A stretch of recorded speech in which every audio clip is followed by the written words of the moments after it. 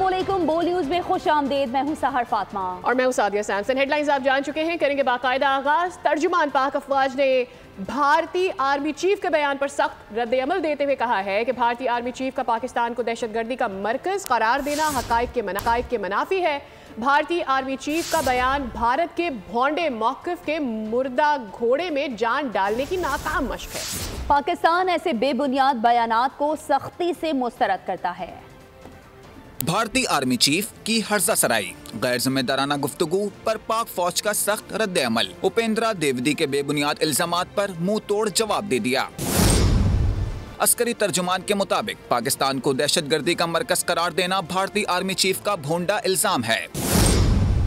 कहा, पाकिस्तान भारत के बेबुनियाद इल्जामात को सख्ती से मुस्तरद करता है।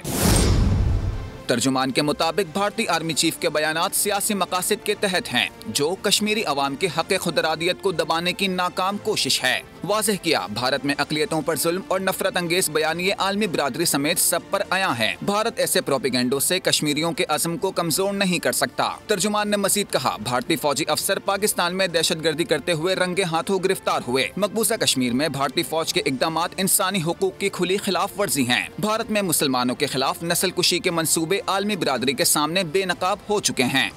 दिफाई तज्जियाकारों ने भारतीय आर्मी चीफ के बयान को हकायक के बरक्स करार दिया है। ब्रिगेडियर रिटायर्ड हारिस नवाज ने बोल न्यूज से खुसूसी तौर पर बात की और उन्होंने कहा कि ये बौखलाहट का शिकार है। मकबूजा कश्मीर के मजलूम अवाम भारतीय बर्बरियत के खिलाफ खड़े हो चुके हैं। तज्जियाकार मारिया सुल्तान बोली कि भारत जो कुछ खित्ते में कर रहा है वो दुनिया के सामने आ चुका है। भारतीय आर्मी चीफ का ये जो बयान है ये बिल्कुल हकायक के बरक्स है और दिस शोज के ये बिल्कुल बुखलाहट का शिकार है। कश्मीर की मूवमेंट इंडिजिनस है, वहाँ के कश्मीरी अवाम इनके ज़ुल्म और बर्बरियत के खिलाफ खड़े हो चुके हैं।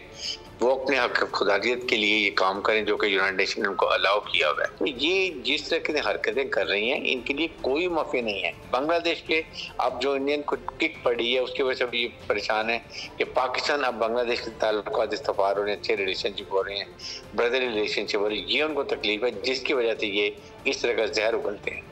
हर जगह पे वो दहशतगर्दी का मरकज बने हुए हैं, चाहे वो बांग्लादेश हो, चाहे वो हिंदुस्तान के अंदर हो या आपको अफगानिस्तान से लेकर पाकिस्तान तक। एक ही चीज़ आपको नजर आई है, वो है कि हिंदुस्तान में किस तरह दहशतगर्दी की जो है ना सिर्फ पुष्ट बनाई की है। तमाम चीज़ें जो हैं आहिस्ता आहिस्ता लेकिन यकीनी तौर के ऊपर दुनिया के सामने आ रही हैं और जैसे जैसे चीज़ें आगे बढ़ेंगी वैसे वैसे जहाँ जहाँ हिंदुस्तानी रियासत दहशतगर्दी में इन्वॉल्व है वो तमाम चीज़ें लोगों के सामने आएंगी।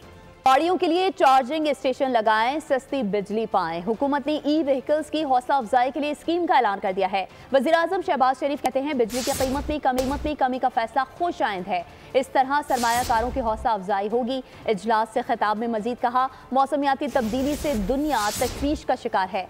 माहौल को आलूदगी से पाक करने के लिए दुनिया में तेजी से काम किया जा रहा है।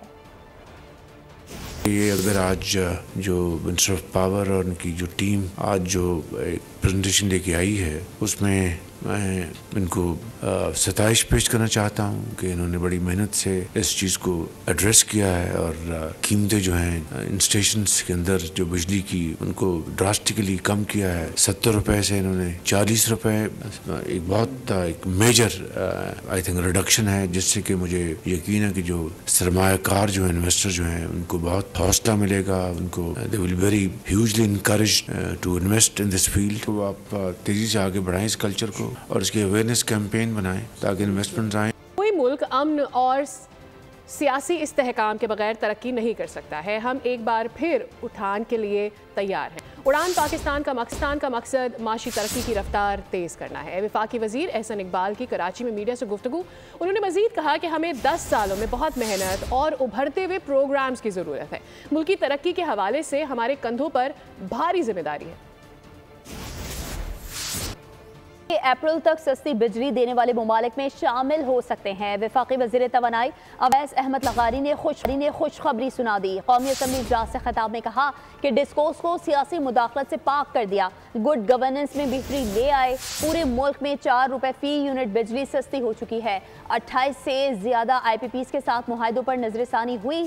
1457 अरब का फायदा आवाम को पहुँचाया। नवाज शरीफ के हुक्म के ऊपर और वजीर आजम पाकिस्तान के कहने पे और कोalition पार्टीज की मेहरबानी के साथ आप अप्रैल के महीने तक इस खित्ते में सबसे सस्ती बिजली देने वाले मुल्क में शुमार हो सकते हैं इंशाल्लाह, और होंगे। हुकूमत पाकिस्तान कोई बिजली नहीं खरीदा करेगी, लोग आपस में बिजली की खरीदो फरोख्त बल्क यूजर्स और प्रोड्यूसर आपस में किया करेंगे। आपकी NTDC की रीस्ट्रक्चरिंग हो चुकी है। आज हम 28 से ज्यादा IPPs के साथ कॉन्ट्रैक्ट्स रिव्यू कर चुके हैं, 1457 अरब रुपए का फायदा पहुंचा चुके हैं। के इलेक्ट्रिक के मामला भी आपके साथ शेयर करते हैं। कराची में के इलेक्ट्रिक की इजारादारी है। सार्फिन से 8 मुख्तलिफ किस्म के टैक्सेस की वसूलियों का इंकशाफ हुआ है। टैक्सेस की मद में अरबों रुपए सार्फिन से लिए गए हैं। तफसीलात कौमी असम्बली में पेश की गई हैं। GST, मजीद GST, इजाफी GST, के इलेक्ट्रिक की अंधेर नगरी। सार्फिन से 8 मुख्तलिफ किस्म के टैक्सेस की वसूली। वजारत तवानाई ने भी एतराफ कर लिया। टैक्सेस की तफसीलात कौमी असम्बली में पेश कर दी गयी। दस्तावेज के मुताबिक के इलेक्ट्रिक ने गुज़िश्ता 1 साल में सार्फिन की जेबों का सफाया किया। नॉर्मल GST की मद में 102 अरब 43 करोड़ रुपए वसूल किए। मजीद GST की मद में 3 अरब 14 करोड़ और इजाफी GST की मद में 11 अरब 87 करोड़ रुपए लिए। खुर्दा फरोश GST की मद में 1 अरब 83 करोड़ रुपए वसूल किए गए। सार्फिन ने इनकम टैक्स की मद में 30 अरब 26 करोड़ रुपए अदा किए। विदहोल्डिंग नेट मीटरिंग की मद में 61 करोड़ और TV लाइसेंसिंग फीस की मद में 1 अरब 15 करोड़ रुपए वसूल किए गए। और के इलेक्ट्रिक की लोड शेडिंग सस्ती बिजली रिलीफ पैकेज को नुकसान पहुंचाने का बायस है। हुकूमत की बिजली बिलों में रिलीफ की कोशिशें बेलगाम लोड शेडिंग की वजह से दांव पर लग गई। जावेद बलवानी सदर कराची चैम्बर ऑफ कॉमर्स का कहना है कि 12 घंटे लोड शेडिंग ने छोटे कारोबारी और इदारों की बका खतरे में डाल दी। कई इलाकों में 12 घंटे तक बिजली की बंदिश जारी है। ये शहरियों और ताजिर बरादरी के साथ नाइंसाफी है। मुतालबा किया कि वफाकी हुकूमत के इलेक्ट्रिक की जानिब से बदतरीन लोड शेडिंग के अहम मामले में मुदाखलत करे। आलमी बैंक ने पाकिस्तान को फ्रेमवर्क के तहत 20 अरब डॉलर्स देने का वादा कर लिया है। आलमी बैंक तकरीबन 3/4 हिस्सा इंटरनेशनल डेवलपमेंट एसोसिएशन के जरिए फराहम करेगा। रकम international bank for construction and development के तहत फराहम की जाएगी। आलमी बैंक के ऐलान पर वजीर आजम ने खैर मकदम किया है। उन्होंने कहा कि आर्मी चीफ और साथियों को सराहता हूँ जिन्होंने दिन रात मेहनत की है। माशी महाज पर कामयाबियों का सफर जारी। आलमी बैंक ने 20 अरब डॉलर देने का वादा कर लिया। आलमी बैंक 20 अरब डॉलर के साथ 6 शोबों पर तवज्जो मरकूज करेगा। वज़ीर आज़म और आर्मी चीफ की मुश्तरका कोशिशें रंग लाने लगी। आलमी बैंक 10 साल कंट्री पार्टनरशिप फ्रेमवर्क के तहत फंड फराहम करेगा। 3/4 हिस्सा इंटरनेशनल डेवलपमेंट एसोसिएशन के जरिए फराहम होगा, जबकि बकिया रकम international bank for reconstruction and development के तहत फराहम होगी। तौसीफ फ्रेमवर्क 6 कलीदी तरक्याती शोबों पर तवज्जो मरकूज करेगा। इंटरनेशनल फाइनेंस कॉरपोरेशन की इजाफी फंडिंग से CPF की तकमील होगी। CPF का मकसद चाइल्ड स्टनिंग को कम करना और मौसमाती तब्दीली की रोकथाम है। सराय के मुताबिक CPF का मकसद साफ पानी की फरहमी है। जामे तरक्की के लिए अवामी वसाइल और प्राइवेट सरमायाकारी को बढ़ाना है। 10 साल कंट्री पार्टनरशिप फ्रेमवर्क की मंजूरी के लिए 19 डायरेक्टर्स ने पाकिस्तान के हक में वोट दिया। उत्तर वज़ीर आज़म ने आलमी बैंक के ऐलान का खैर मकदम किया है। माइक्रो ब्लॉकिंग साइट पर पैगाम में कहा, CPF इकोनॉमिक ट्रांसफॉर्मेशन प्लान के तहत 6 अहम शोबों पर फोकस किया जाएगा। और जिस तरह जिस्म पर चर्बी ज्यादा हो जाए तो उसको कम किया जाता है, इसी तरह इजाफी सरकारी मुलाजमीन को खत्म किया जाएगा। वफाकी वज़ीर कानून आज़म नज़ीर तारड़ का सेनेट में इजहार ख्याल। कहा, हुकूमतें कारोबार नहीं करती, हमारा काम साजगार कारोबारी माहौल देना है। गुज़िश्ता हुकूमतों ने PIA के लिए गलत पॉलिसियाँ बनाई। कौमी एयरलाइन में बेहतरी के लिए कोशिशें की जा रही हैं। रुकने वाली बात नहीं है। अगर गुज़िश्ता हुकूमतों ने भर्तियों के ज़रिए काम ख़राब किया था तो एक इंतहाई इर्रिस्पॉन्सिबल स्ट्रेटजी अपना के पायलट्स के बारे बग़ैर तहकीक के बयान दे के जो कम्पेटिटिव एयरलाइंस वाले ममालिक थे उनको मौका फ़राहम किया गया कि वो लॉबी करें और PIA के ऑपरेशंस जो हैं वो बंद हों। Right sizing is the need of the day की वजह ये है कि हुकूमतों का काम सर कारोबार नहीं करना, हुकूमतों का काम कारोबार के लिए कंजीनियल एनवायरनमेंट देना है। जैसे हम डाइटिंग करके वज़न कम करते हैं तो सेहत के लिए अच्छा होता है, तो वो डाइट पे हैं, उसकी वजह से जो इजाफी चर्बी निकलती है उसका भी आपको पता है फिर एक नेचुरल होता है तरीका, वो आहिस्ता आहिस्ता खुद ब खुद निकल। सेनेट इजलास में सेनेटर मोहम्मद असलम अबलो ने कहा कि दुनिया चांद पर चली गई है, हमारा इंटरनेट का मसला ही हल नहीं हो रहा, मैसेज तक नहीं भेज सकते हैं। वजीर मुमलिकत IT शाज़ा फातिमा ने इसका जवाब दिया। उन्होंने कहा कि इंटरनेट के ज़्यादा इशूज़ मोबाइल ब्रॉडबैंड में हो रहे हैं, फिक्स लाइन में कोई मसला नहीं है। पाकिस्तान को दुनिया की सबसे बड़ी केबल के साथ मुंसलिक किया जा रहा है, इंटरनेट की स्पीड बेहतर हो रही है। की जिम्मेदारी है और ये टेक्निकल मसला है कि क्या पूरा एक साल में ये मसला टेक्निकल का अभी तक हल नहीं हुआ। दुनिया चांद पे पहुंच गई और हमारा इंटरनेट का मसला जो है वो अभी तक हल नहीं हो रहा। इंटरनेट पे हमने ज़्यादा इश्यूज़ देखे हैं, वो हमने मोबाइल ब्रॉडबैंड पे देखे हैं। फिक्स लाइन के ऊपर वो इश्यूज़ जो हैं वो उस तरह से नहीं हुए जिस तरह से मोबाइल ब्रॉडबैंड में हुए हैं। ये मसला अगर हल नहीं होगा तो इससे बड़ा नुकसान ख़ासतौर ताजर बरादरी को और स्टूडेंट्स को हो रहा है जो ऑनलाइन जो है वो ऑनलाइन पढ़ते हैं। और उसके अलावा ये हमारे साथ ये हालत है कि हम कहीं अगर मैसेज भेजना चाहते तो मैसेज भी नहीं भेज सकते। जो पाकिस्तान के अंदर जो सबमरीन केबल्स हैं वो टोटल इस वक्त 8 आती हैं और उसमें से भी एक जो है वो एंड ऑफ लाइफ पे है। तो 4 नई केबल्स सबमरीन केबल्स जो हैं उनको पाकिस्तान के साथ कनेक्ट किया जा रहा है, जिनमें से एक केबल जो कि दुनिया की सबसे बड़ी केबल है वो लैंड कर गई है। अगले चंद महीनों में वो भी लाइट अप हो जाएगी और उससे भी इंटरनेट जो है वो बहुत बेहतर आपको नज़र आएगा। कराची में 117 हफ्ते के दौरान 1300 कमसिन बच्चों को बताया गया है कि मुबैना तौर पर अगवा किया गया है। गुज़िश्ता रोज़ गार्डन वेस्ट से मुबैना तौर पर अगवा होने वाले 2 कमसिन बच्चों का कुछ भी पता नहीं चल सका है। इस वक्त बोल न्यूज़ के नुमाइंदे खुरम गुलजार दोनों बच्चों के अहले खाना के साथ मौजूद हैं। मज़ीद तफसीलात उनसे जानते हैं। खुरम बताइए। जनवरी को नॉर्थ कराची से 7 साल सारिम मदरसे से निकला, फिर लापता हुआ और अब गुज़श्ता रोज़ 2 बच्चे जो कि पड़ोसी थे, एक ही मोहल्ले के रिहायशी थे, गार्डन वेस्ट का ये इलाका है और हसन लश्करी मोहल्ला इस इलाके को कहा जाता है, जहाँ पे 4 साल अली अलियान है और 7 साल अली रज़ा ये घर के बाहर खेल रहे थे कि घर के बाहर बच्चे हुए लापता। उसके बाद फिर हमने कोशिश की, पुलिस को रिपोर्ट की, हमने रेस्क्यू ज़राए देखा, हॉस्पिटल देखे, रेलवे स्टेशन देखे, बसें देख ली, कोई कसर नहीं छोड़ी अपने बच्चों के लिए। वो बच्चे 24 घंटे से ऊपर हो चुका है, अभी तक बच्चे लापता हैं। ज़मीन खा गई, आसमान खा गई, कुछ नहीं पता। पुलिस का कहना ये है कि बच्चे कहाँ गए हैं, इसके बारे में इन्वेस्टिगेशन डिपार्टमेंट है वो तहकीकात कर रहा है, जबकि अहले खाना का ये भी कहना है कि उनकी किसी से कोई ज़्यादा दुश्मनी नहीं है।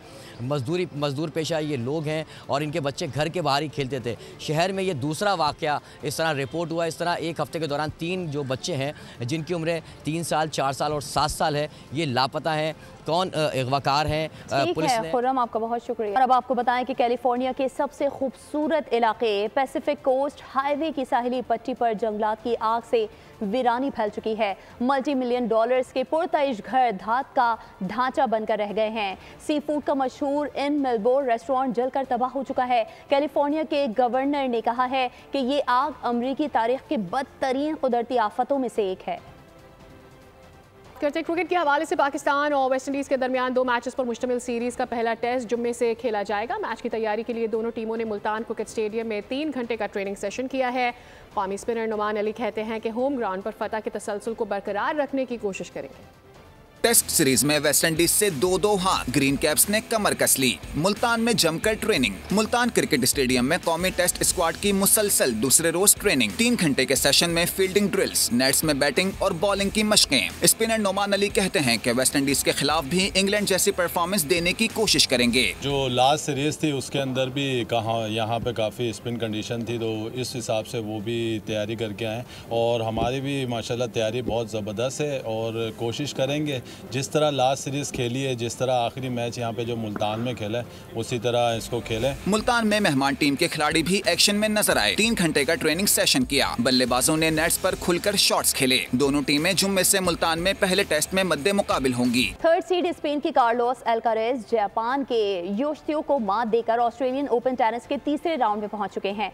2 मरतबा की चैंपियन जापान की नाओमी ओसाका ने दूसरे राउंड में चेक हरीफ को हरा दिया। सर्बिया के नोवाक जोकोविच ने ग्रैंड स्लैम में 430वीं फतह समेटी।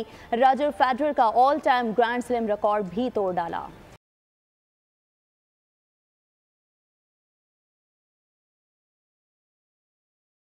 बात कर रहे थे चैंपियंस ट्रॉफी के हवाले से। आईसीसी चैंपियंस ट्रॉफी 2025 के पाकिस्तान में होने वाले मैचेस के टिकट्स की कीमतें फाइनल कर ली गई हैं। पाकिस्तान के मैचेस के टिकट की कम से कम कीमत 1000 और ज़्यादा से ज़्यादा 25,000 रुपये होगी। टिकटों की फरोख्त का अमल जल्द शुरू होने का इम्कान है। आईसीसी चैंपियंस ट्रॉफी 2025 पाकिस्तान में होने वाले मैचेस की टिकटों की कीमतें फाइनल। चेयरमैन पीसीबी की जानिब से कीमतों की मंजूरी। चैंपियंस ट्रॉफी का टिकट 1000 रुपए में भी दस्तयाब होगा। जराये के मुताबिक पाकिस्तान के मैचेस के टिकट की कम से कम कीमत 1000 और ज्यादा से ज्यादा 25,000 रुपए मुकर्रर। कराची के मैचेस के टिकट की कम से कम कीमत 2000 मुकर्रर। पाकिस्तान न्यूजीलैंड मैच के लिए फर्स्ट क्लास इंक्लोजर का टिकट 4000, प्रीमियम का 7000, वीआईपी इंक्लोजर का 12000 और गैलरी का टिकट 25,000 रुपए में दस्तयाब होगा। कराची में वाक़या 2 मैचेस के लिए जनरल इंक्लोजर के टिकट की कीमत 1000 रुपए रखी गई है। लाहौर के मैचेस के लिए टिकट की कम से कम कीमत 1000 और ज्यादा से ज्यादा 18,000 रुपए मुकर्रर। सेमीफाइनल के टिकट की कम से कम कीमत 2500 जबकि ज्यादा से ज्यादा 25,000 रुपए रखी गई है। रावलपिंडी में शेड्यूल मैचेस का जनरल इंक्लोजर का टिकट 1000 रुपए जबकि वीआईपी इंक्लोजर के लिए 12,500 रुपए में फरोख्त होगा। इसके साथ ही बोल न्यूज से फिलहाल इतना ही। अपडेटेड रहने के लिए विजिट कीजिए हमारी वेबसाइट bolnews.com। देखते रहिए बोल न्यूज। सब्सक्राइब करें और बेल दबाएं ताकि कोई खबर रह न जाए।